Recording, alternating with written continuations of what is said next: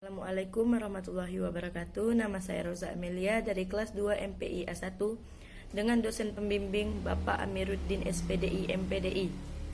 Di sini saya akan menjelaskan tentang sejarah filsafat Islam Al-Kindi, Al-Farabi, Ibnu Sina, Ibnu Rushd dan pemikirannya.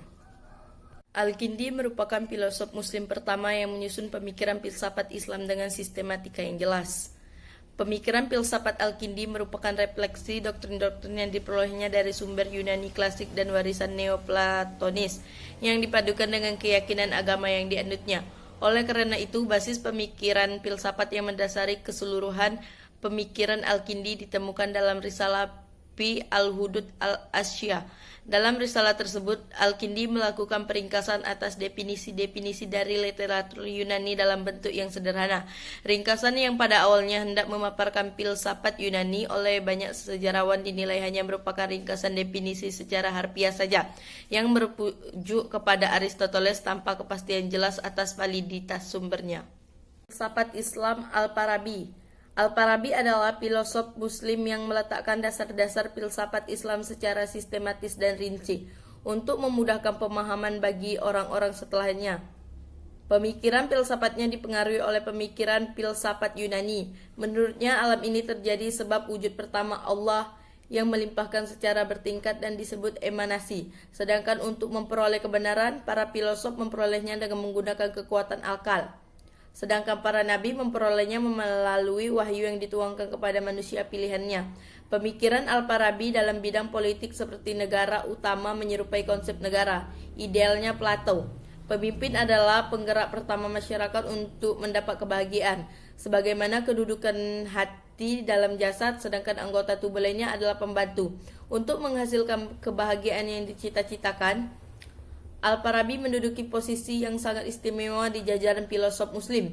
Terbukti pemikirannya masih mengilhami pemikiran filsafat peripatetik lainnya.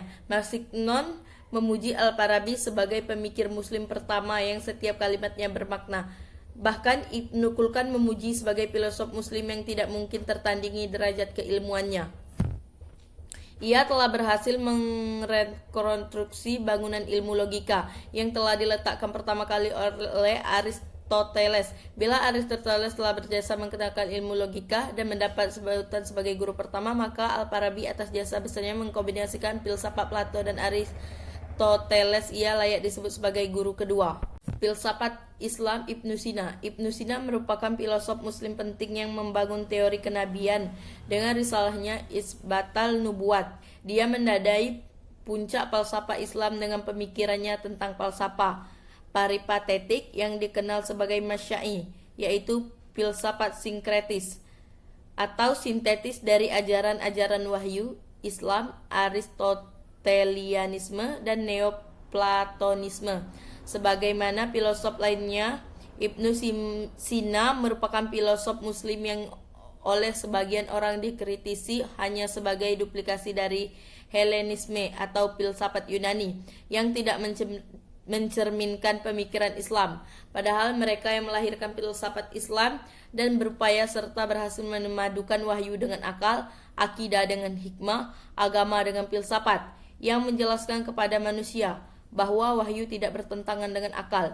Ibnu Sina membuat sintetis final tentang Islam dengan filsafat Aristotelianisme dan Neoplatonisme menjadi sebuah dimensi intelektual yang permanen dalam dunia Islam dan bertahan sebagai ajaran filsafat yang hidup sampai hari ini. Ibnu Sina adalah penggali yang amat sempurna dan penerjemah abadi filsafat peripatetik yang menunjukkan sampai ke pintu gerbang filsafat teosofilunimasi yang menandakan penyatuan filsafat dan spiritual secara integral.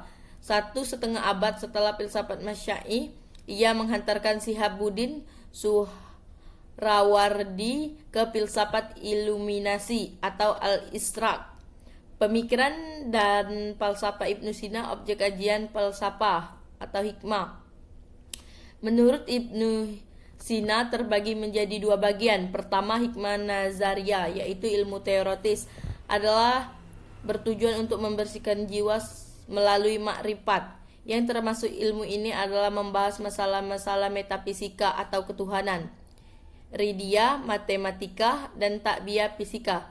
Kedua, hikmah amaliyah atau ilmu-ilmu praktis. Yang termasuk bagian dari ilmu-ilmu praktis adalah etika atau kulukia, mengatur pergaulan keluarga dalam rumah tangga. Ekonomi atau tadbir al-manzil, mengatur pergaulan umat dalam negara, atau tadbir al-Madinah dan kenabian. Islam Ibnu Rusyid. Ibnu Rusyid adalah pemikir muslim yang berkemajuan dalam pemikiran dan mencerahkan dalam berislam. Ia adalah filosof yang berhasil memasukkan pikiran filsafat dalam diskursus syariat. Ia menjembatani perdebatan tentang ijma' dengan argumentasi filsafati yang memberikan kemudahan dalam istinbat hukum Islam. Ibnu Rusyid menulis tak kurang dari 50 judul buku dari berbagai disiplin ilmu. Di antara karya-karyanya ada yang hasil karyanya sendiri, ada juga yang berupa ulasan terhadap karya Aristoteles. Dalam karya ini ia memunculkan teori tentang harmoni atau perpaduan agama dan filsafat. Ia menawarkan satu pandangan baru yang sama sekali orisinil dan rasional. Ia berusaha mengharmoniskan agama dan filsafat. Menurutnya, filsafat tidak bertentangan dengan agama. Fungsi filsafat tidak lain hanyalah untuk memikirkan yang maujud atau lahiriah agar membawa kepada ma'rifatullah. Baiklah, itulah yang dapat saya jelaskan. Kurang dan lebihnya saya mohon maaf. Saya akhiri. Wassalamualaikum warahmatullahi wabarakatuh.